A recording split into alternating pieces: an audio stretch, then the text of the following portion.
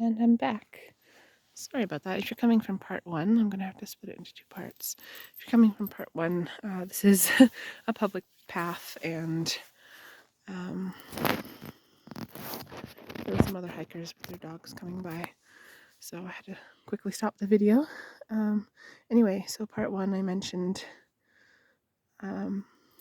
Chloe learning to sleep through the night.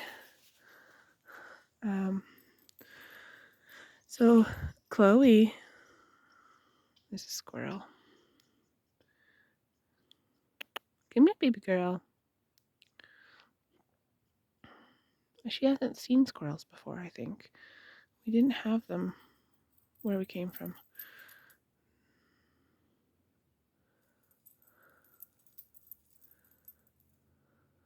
I mean, they must have been somewhere, but we never saw them.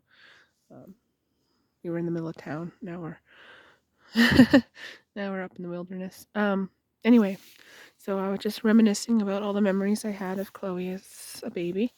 So yeah, that was when she learned to sleep through the night. If you haven't seen that, that's part one.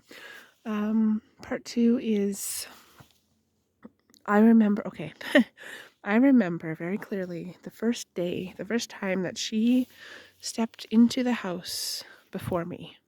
That was a big moment. I had read somewhere or seen a video or something. It might have been on YouTube. I don't remember. I did so much research. I watched so many videos, read so many books on training your puppy and what to expect when you have a new puppy.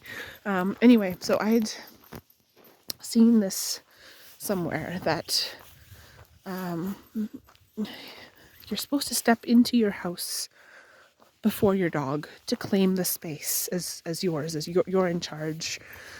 This sounds like Cesar Millan. I think it may have been one of his books. Anyway, you're supposed to claim the space, step into your house, step through the door before your dog, and let your dog follow in afterwards.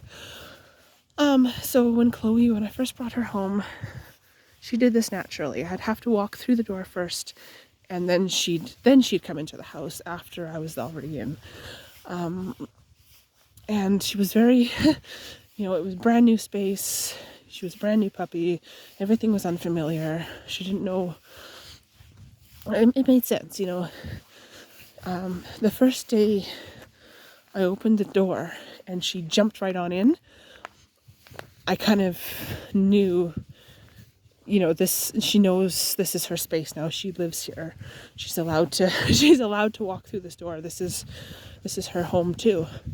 And I remember that moment clearly. I think that's probably the clearest memory I have. And yeah, it was just this really special moment of, you you are this 8-week-old puppy. Actually, I think she was about 10 weeks old by that point. You finally feel like you're at home, like this is your space too. You belong here. So that was a good moment. What else do I remember from her puppyhood? Oh, potty training. Yeah, so when I was doing my research before I got her, Chloe, too far, wait for mama. I was doing my research before I got her. I heard about bell training, which is you hang a bell beside your front door, and when they need to go out to do their business, they're supposed to ring the bell. And I thought about it. I thought, am I really going to be able to train a dog to ring a bell before it needs to go to the bathroom? And it almost disregarded the whole idea. But then I was buying supplies, and there was a bell on sale, one of those doggy bells on the rope. So I bought it on a whim and hung it by the front door. Chloe, there's my girl. This video is going to be very much interrupted. So I hung it by the front door, and then I brought Chloe home.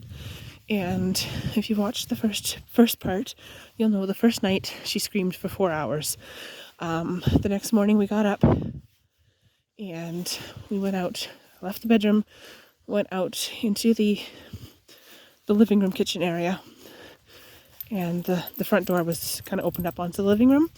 So the bells were hanging beside the front door in the living room, and little 8-week-old Chloe tottered on her little puppy legs over to these bells, hit them with her nose, sat down and looked at me. And I remember feeling confused, a little bit shocked. I just kind of stood there with my mouth open.